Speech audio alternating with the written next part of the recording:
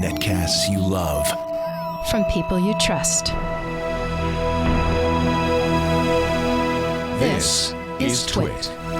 I've got a phone with 6 cameras. Would you like to take a look at my More than anything. Fire phone? Oh, that? It says Amazon on the back. It's a big ad for Amazon. This is the Fire phone. Amazon's selling this for $200 with a 2-year commitment to AT&T. It's AT&T only. That's one of the negatives on this. It doesn't come from any other carrier.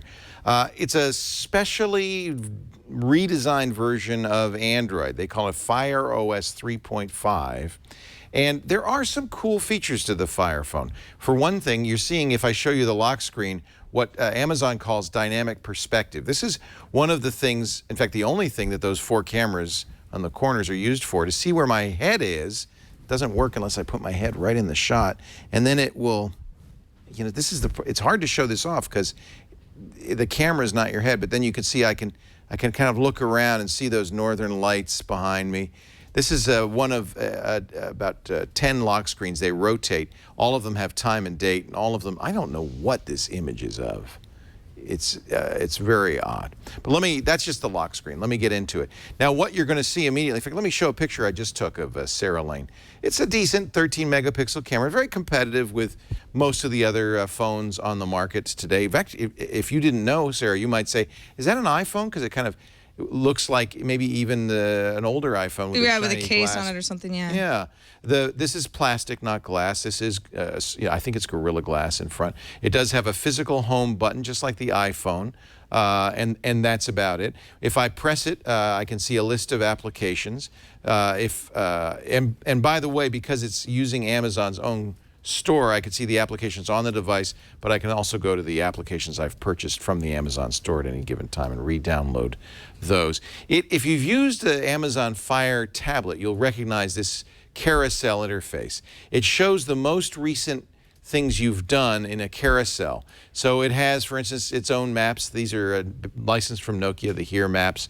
These also use the dynamic perspective, so I think that's a gimmick. I don't think that adds too much to the value of it.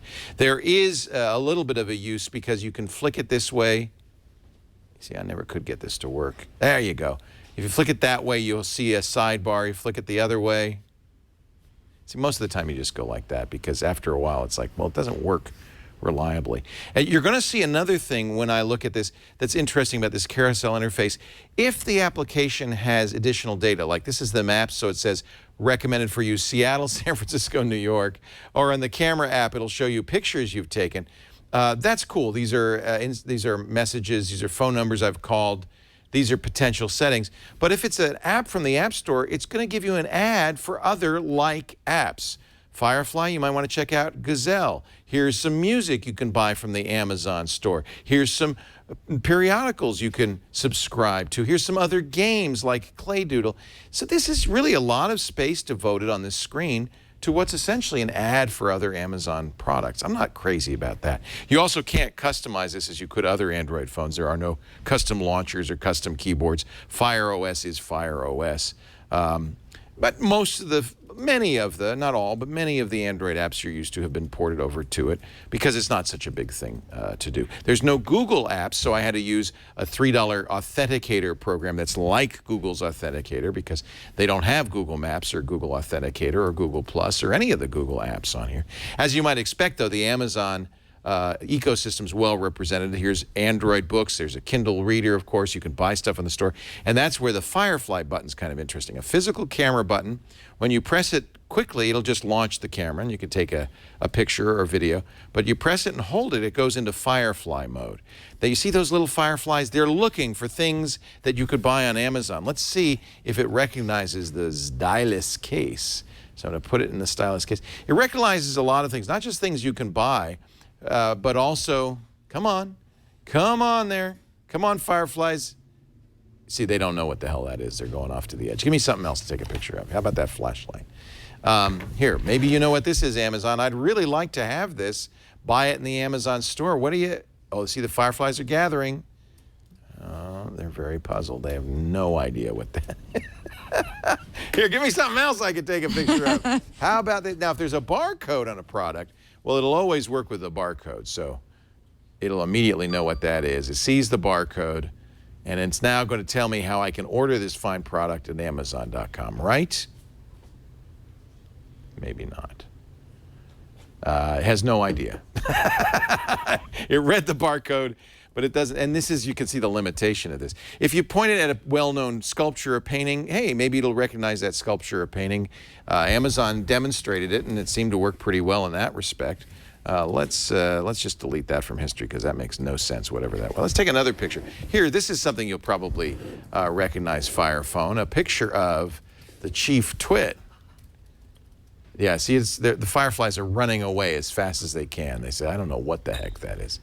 So the Firefly feature of limited interest. It is kind of a showrooming app. You can go into a store, take a picture of a product, and if it recognizes it, you can buy the product. The other thing that's kind of interesting, it has Amazon's Mayday feature. So if you're lost and you don't know how to use the phone, excuse me, it'll actually call somebody and it'll give you live video help. I think that's kind of neat for somebody who's using their first smartphone. But really the thing that galls me is this is an Android phone with a lot of the same Android specs. They're charging the same price as almost all the flagship phones. But it's not a standard Android, and that's a little bit frustrating. I want Android. In fact, I think if they had made this phone a true Android phone with all these features like Mayday and Firefly and dynamic perspective, then I could recommend it. So pros and cons. It's great at Amazon, obviously. That's definitely a pro. It's a nice phone. It's a Snapdragon 800, not the state-of-the-art, but pretty fast quad-core. It has these 4-corner cameras, which give you dynamic perspective, but nothing else really uses them. I'm hoping Amazon comes up with something else for those cameras. It's got a decent back camera. But in the negatives, it's just really too small of an app ecosystem, too oddball of an interface. I can't really recommend it. Buy an Android phone. There's not enough different and new here to make this desirable. I'm sorry to say, Amazon, I'm going to have to give you a do not buy on the Amazon Fire phone. And now I'm going to try to find somebody who will take it off me. The other negative, of course, AT&T only. That's going to limit it for a lot of people.